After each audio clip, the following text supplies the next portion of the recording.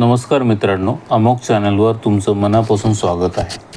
आजचा विषय असा आहे ना की जो ऐकून अनेकांच्या काळजाचा ठोका चुकतो आणि अनेकांच्या आशा पल्लवित होतात. कधी शांतपणे बसून विचार केला आहे का की लग्नानंतर काही लोक अचानक जमिनीवरून थेट आभाळात कसे पोहोचतात? एखाद्याचं करिअर जे वर्षानुवर्ष एकाच जागेवर अडकलेलं असतं ते लग्नानंतर रॉकेटसारखं वर का जातं? काही लोक जे आधी प्रचंड उथळ आणि बालिश असतात ते लग्नानंतर इतके मॅच्युअर होतात की ते ओळखूच येत नाही. आणि याच्या अगदी उलट काही बिचारे सुखी चाललेल्या आयुष्यात लग्नाची बेडी पडताच अशा काही संघर्षात अडकतात की त्यांना स्वतःचे जुने दिवस आठवायला लागतात.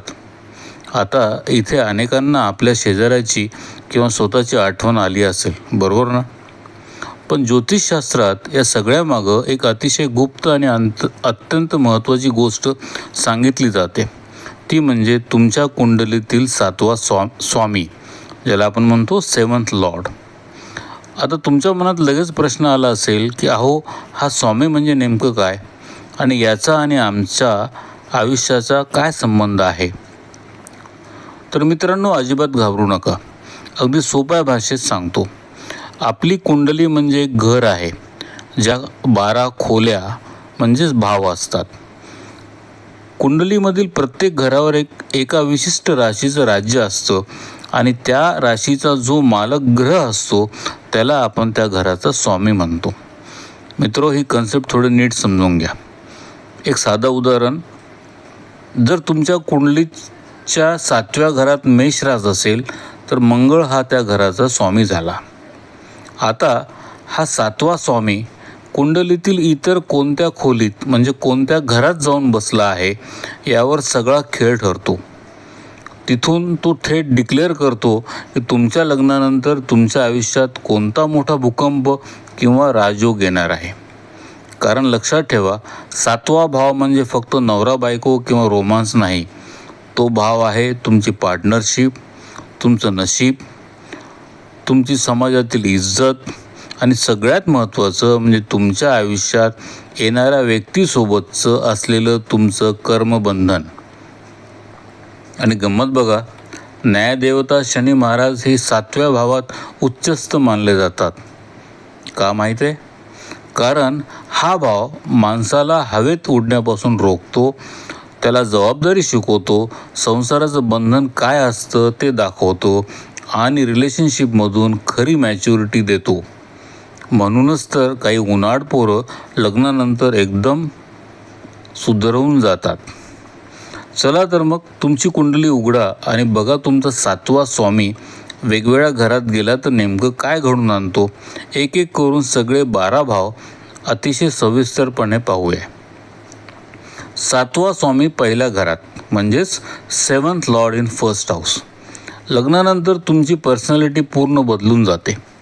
लोक तुमच्या पाठीमागे किंवा इव्हन तोंडावर सुद्धा म्हणायला लागतात, लग्नानंतर हा माणूस किंवा ही मुलगी पूर्वीसारखी राहिली नाही, पार बदलली हो. इथे तुमचा जोडीदार प्रचंड डॉमिनेटिंग असू शकतो. म्हणजेच काय, तुमच्या प्रत्येक निर्णयावर, अगदी तुम्ही कोणते कपडे घालावेत इथपासून ते पैशाच्या गुंतवणुकीपर्यंत सगळ्यांवर त्याचा प्रभाव असतो. तुमचे सोशल स्टेटस लग्नानंतर एखाद्या रोल कोस्टरसारखं होतं, कधी अचानक खूप वर तर कधी अचानक खाली. 7वा स्वामी दुसऱ्या घरात म्हणजे 7th Lord in second house. लग्नानंतर घराची तिजोरी आणि संपत्तीवर थेट परिणाम होतो. तुमचा पार्टनर हा खूप मोठ्या खानदानी किंवा श्रीमंत कुटुंबातून आलेला असण्याची दाट शक्यता असते. पण इथे एक मानसशास्त्रीय पॅटर्न पाहायला मिळतो जो अत्यंत सावध राहण्याचा आहे. दुसऱ्याच्या नुकसानीतून स्वतःचा फायदा शोधण्याची एक छुपी प्रवृत्ती म्हणजे टेंडन्सी निर्माण होऊ शकते. पण जर तुमची हीच प्लेसमेंट असेल तर एक महाउपाय कान उघडून ऐका.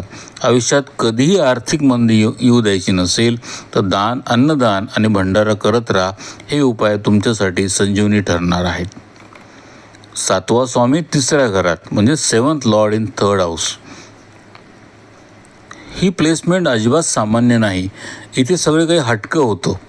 इथे बहुतांश वेळा लव्ह मॅरेज, फ्रेंड सर्कलमध्येच लग्न होणं किंवा समाजाच्या चौकटीच्या बाहेर जाऊन अतिशय अनकन्व्हेन्शनल पद्धतीनं लग्न होणं असे योग येतात. पण एक गेम आहे, तुमचा जोडीदार प्रचंड हट्टी असतो. मला हेच पाहिजे आणि असंच पाहिजे असा त्यांचा ॲटिट्यूड असतो. साहजिकच आहे, जिथे दोन हट्टी लोक एकत्र येतात तिथे नात्यामध्ये ठिणग्या उडणारच. मॅरेज जीवनात फ्रिक्शन खूप जास्त वाढतं. 7वा स्वामी 4थ्या घरात. लग्नानंतर थेट घर बदलण्याचे म्हणजे स्थलांतरांचे योग येतात. तुमचा जोडीदार हा भावनिकदृष्ट्या घर, जमीन, शेती आणि स्वतःच्या वातावरणाशी खूप जास्त जोडलेला असतो. पण इथे एक धक्कादायक गोष्ट सांगतो, या लोकांच्या मॅरेज लाईफमध्ये वाद किंवा प्रॉब्लेम्स होतात. त्याचे मुख्य कारण घरातील वास्तू किंवा राहण्याचं वातावरण असतं. जर तुमचं घर शांत नसेल, तिथली ऊर्जा नकारात्मक असेल तर तुमच्या नात्यात कधीही शांतता लाभणार नाही. यामुळे घर हसतमुख ठेवा. 7वा स्वामी 5व्या घरात. 7th Lord in 5th house. हा तर कुंडलीतील प्रेमविवाहाचा सगळ्यात मोठा राजेशाही योग आहे. तुमचा जोडीदार हा समाजात तुमचं नाव, तुमची कीर्ती वाढवण्याचं मुख्य कारण बनू शकतो. पण एक कटू सत्य आहे का, जर कुंडलीतील हा ग्रह दूषित असेल तर तोच पार्टनर तुम्हाला भयंकर बदनामीचं कारणही बनू शकतो. त्यामुळे इथे सुखी राहण्याचा एकच सुवर्ण मंत्र आहे, तुमच्या पार्टनरला मनापासून आदर, रिस्पेक्ट द्या. जितका जास्त सन्मान तुम्ही त्यांना द्याल तितकाच तुमचा बिझनेस आणि करिअरमध्ये ग्रोथ होईल. 7वा स्वामी 6व्या घरात. 7th Lord in 6th house. हे लोक नात्यामध्ये प्रॉब्लेम सॉल्व्हर म्हणून जन्माला येतात.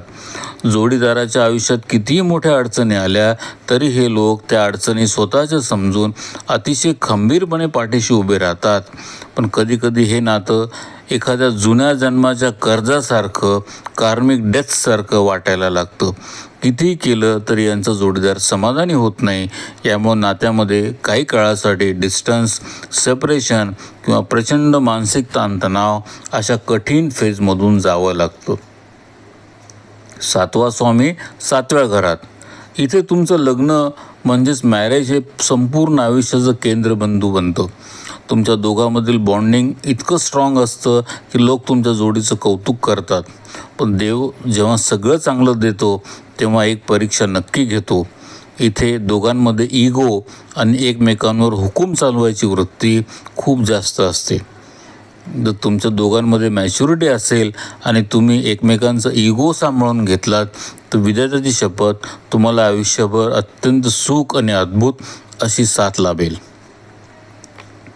7वा स्वामी 8व्या घरात. 7th Lord in 8th house. सावधान. ही प्लेसमेंट ज्योतिषशास्त्रात प्रचंड सेन्सिटिव्ह आणि गुप्त मानली जाते. इथे नात्यांमध्ये अचानक असे काही चढ उतार, सडन अप्स अँड डाऊन्स येतात की माणसाला काय करावं सुचत नाही. तुमचा जोडीदार भावनिकदृष्ट्या खूप जास्त अस्वस्थ किंवा गुंतागुंतीचा असू शकतो. काही वेळा तर असं पाहायला मिळालं आहे की या नात्यामुळे किंवा पार्टनरच्या काही निर्णयामुळे मूळ व्यक्ती आर्थिकदृष्ट्या आणि मानसिकदृष्ट्या पूर्णपणे कोलमडून जाते. इथे खूप संयम आणि तज्ज्ञांचा सल्ला घेणं गरजेचं आहे. 7वा स्वामी 9व्या घरात. 7th Lord in 9th house.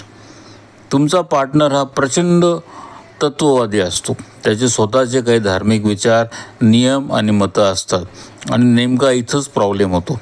दोघांच्या वैचारिक आणि धार्मिक मतावरून घरात मोठे क्लॅशेस म्हणजेच वाद होऊ शकतात. मी म्हणतो तेच खरं आणि माझेच नियम योग्य या स्वभावामुळे दोघांनाही एकमेकात तडजोड करणं अत्यंत कठीण जातं. नातं टिकवण्यासाठी दोघांनाही थोडं नमतं घ्यावंच लागेल. 7वा स्वामी 10व्या घरात. 7th Lord in 10th house. लग्नानंतर तुमच्या करिअरमध्ये प्रचंड प्रगती होणार आहे. तुमचा जोडीदार अतिशय ॲम्बिशियस, कष्टाळू आणि स्वभावाने थोडासा ॲग्रेसिव्ह असतो. लग्न होईपर्यंत या लोकांचं नशीब कुलूपबंद असतं. त्यांना लग्नानंतर अचानक प्रोफेशनल लाईफमध्ये एवढी मोठी झेप घेता येते की पाहणारे थक्क होतात.